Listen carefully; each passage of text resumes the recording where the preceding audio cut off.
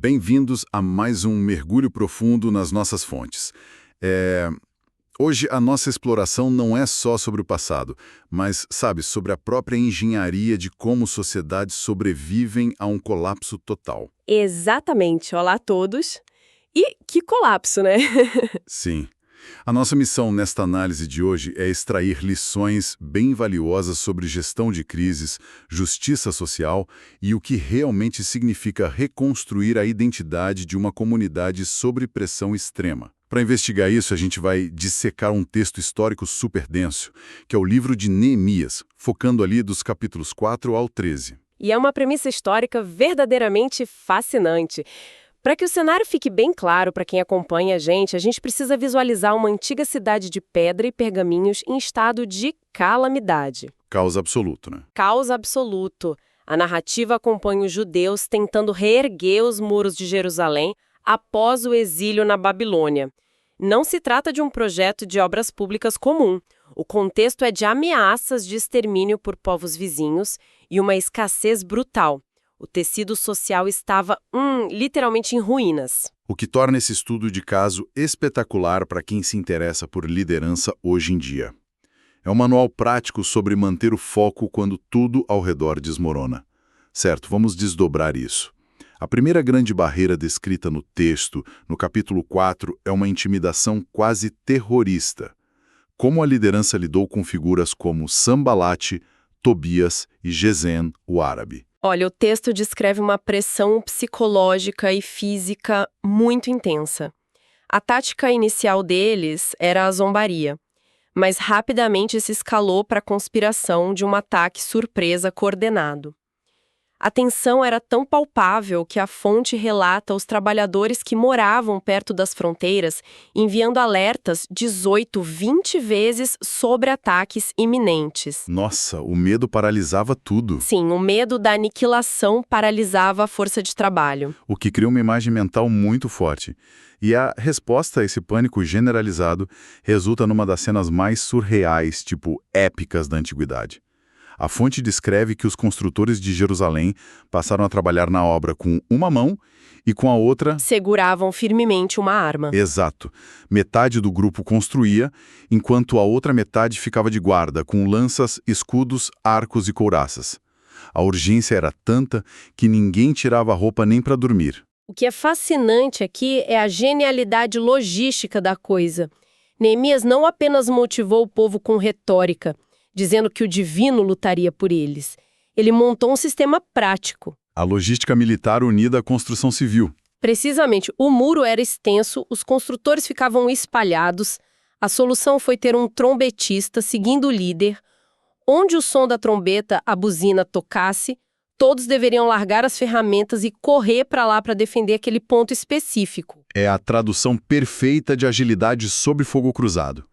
Ter um alarme centralizado muda a psicologia do medo. A pessoa para de olhar para o horizonte todo e foca na pedra na frente dela. Mas avançando no capítulo 5, a narrativa traz um reverso sombrio. A maior ameaça de Jerusalém não veio das lanças estrangeiras, né? Não mesmo. Aí que está o perigo, o colapso interno. Ameaças externas uniam o grupo, mas aqui foi ganância econômica pura. Como foi essa crise da fome? Aconteceu uma implosão da coesão social. Para conseguir comprar trigo para sobreviver e pagar os pesados tributos do rei, as pessoas comuns começaram a hipotecar terras, vinhas e casas. E a pior parte vem agora. Sim. A situação deteriorou tanto que as famílias mais pobres estavam vendendo os próprios filhos e filhas como escravos para os seus compatriotas ricos apenas para não morrerem de fome. É a receita para uma guerra civil. As pessoas questionando por que estavam sendo escravizadas pela própria elite. E, historicamente, líderes costumam varrer isso para debaixo do tapete para manter o apoio dos ricos. Mas a reação de Neemias é de uma fúria imediata. A fonte diz que ele se indignou profundamente. Sim, e ele não agiu nos bastidores. Ele convocou uma grande assembleia pública, confrontou os nobres e magistrados cara a cara, acusando eles de usura contra os próprios irmãos, e a exigência dele não foi um plano de parcelamento, foi a devolução imediata das terras e o perdão completo da dívida. O que levanta a dúvida de como um líder consegue forçar a elite armada a devolver tudo voluntariamente sem iniciar uma rebelião sangrenta. Se conectarmos isso a um panorama maior sobre poder, a resposta é a autoridade moral da liderança pelo exemplo. Neemias tem moral para exigir sacrifícios porque, de acordo com o texto, por 12 anos como governador, ele recusou o chamado pão do governador. Que eram os impostos pesados em prata, pão e vinho que os líderes anteriores cobravam, certo? Isso, ele sabia que a servidão do povo já era grande. E tem mais, ele bancava do próprio bolso a alimentação diária de 150 homens à sua mesa. Boi, ovelhas, aves, muito vinho, sem usar dinheiro público. É colocar a própria pele em risco. A autoridade moral dele era inquestionável. Por isso os nobres aceitaram devolver as terras. Essa integridade neutralizou uma crise interna. E aí o muro avança rápido. Mas no capítulo 6, quando os inimigos externos veem que o muro estava quase sem brechas, a tática muda drasticamente para desinformação e armadilhas. Aqui é onde a coisa fica realmente interessante no texto. A violência física fracassa, então começa a guerra de fake news. Os inimigos tentam atrair Neemias para uma armadilha no Vale de Ono, fingindo querer uma cúpula diplomática. E ele recusa 4 vezes com aquela frase icônica, super cortante: faça uma grande obra, de modo que não poderei descer. Sim, ele recusa o jogo do oponente. Aí os inimigos mandam uma carta aberta por um mensageiro. Uma carta aberta na antiguidade era como vazar um documento para a imprensa hoje. O objetivo era espalhar um boato aterrorizante de que Neemias iria se rebelar e se proclamar rei de Judá. Chantagem pura. E o suborno também entra em cena, né? Eles contratam falsos profetas dentro de Jerusalém para atrair ele para uma armadilha religiosa. Uma armadilha muito ardilosa. Sugeriram que assassinos chegariam e que Neemias deveria se esconder e trancar as portas dentro do templo sagrado para se salvar. Mas a área interna do santuário era só para sacerdotes. Se ele entrasse, seria uma profanação terrível. Ele perderia toda a reputação. Exatamente. A oposição queria criar um escândalo moral. A resposta dele foi fantástica. Um homem como eu fugiria? E com essa clareza de propósito, ele neutraliza a sabotagem. E o grande triunfo logístico acontece. O muro é finalizado em apenas 52 dias. 52 dias. O impacto foi tão gigantesco que as nações inimigas ao redor temeram e reconheceram que a obra tinha sido feita por Deus. O que nos leva para uma transição crucial no capítulo 8. Os muros protegeram o corpo da cidade, mas era preciso nutrir a mente e o espírito. Perfeito! A infraestrutura física estava pronta, mas a cultural estava fragmentada pelo exílio. Dá para visualizar a cena. Todo o povo se reúne na Praça da Porta das Águas. Esdras, o escriba, sobe num púlpito de madeira enorme e lê a lei de Moisés desde o raiar do dia até o meio-dia. E não era um monólogo distante. O texto detalha que os levitas circulavam no meio da multidão, traduzindo e explicando o sentido claramente para que todos entendessem. Era um imenso esforço de alfabetização cultural. E o impacto emocional bate forte. O povo começa a chorar copiosamente ao ouvir e compreender o texto, percebendo a distância entre a vida deles e a lei. Mas a liderança faz algo inusitado. Eles dizem para o povo parar de chorar. Sim, parar de chorar e ir para casa comer carnes gordurosas, beber bebidas doces e repartir com quem não tem nada. A justificativa é lindíssima. A alegria do Senhor é a vossa força. A resiliência deles precisava ser alimentada pela celebração das raízes e não pela culpa. E logo depois eles descobrem a festa dos tabernáculos, a festa das cabanas. Eles vão para as montanhas, recolhem ramos de oliva, murta, palmeira e constroem pequenas cabanas nos terraços e praças. e moram lá por 7 dias. Um resgate histórico impressionante. É a cristalização da memória através da experiência física. Reencenar a vulnerabilidade do deserto amarra a comunidade em torno da narrativa compartilhada deles, o que prepara o terreno para o ajuste de contas com o passado no capítulo 9. Nossa, o capítulo 9 é uma maratona. É um momento de confissão coletiva. Eles passam 1/4 do dia lendo a lei e 1/4 do dia confessando pecados. Com uma oração épica liderada pelos levitas, que resume toda a história da nação. Desde Abraão, o Mar Vermelho contra o faraó do Egito, a coluna de nuvem e fogo no deserto, o maná do céu, eles não romantizam nada. Não mesmo. Eles expõem falhas absurdas, tipo quando construíram o bezerro de fundição e assassinaram profetas. Mostra bem a dualidade entre a rebeldia humana e um Deus que é clemente, misericordioso e tardio em irar-se. Ao diagnosticar esse ciclo de rebelião e perdão, eles estabelecem a base racional para uma mudança. A confissão é a abertura para um novo compromisso formal no capítulo 10. O que isso significa na prática, né?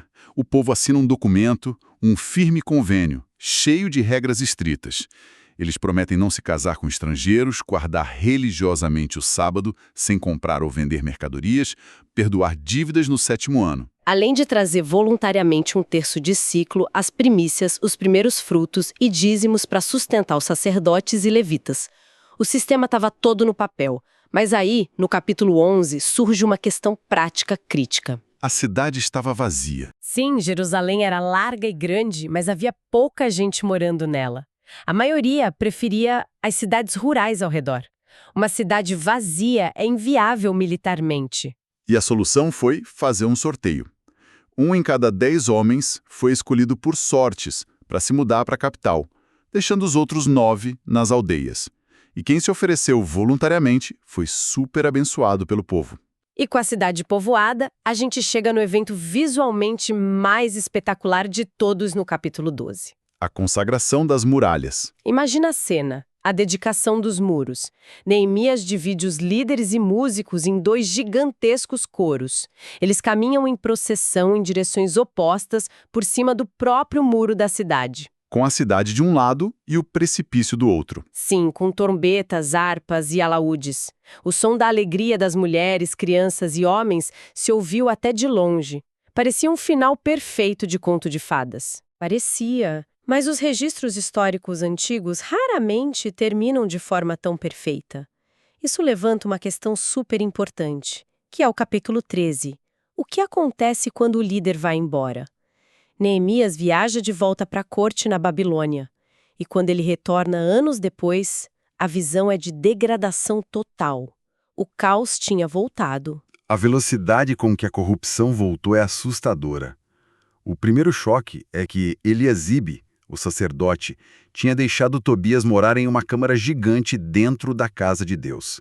O mesmo Tobias que tentou assassinar Neemias e sabotar o muro anos antes. O inimigo na sala. A reação de Neemias mostra que a diplomacia tinha acabado.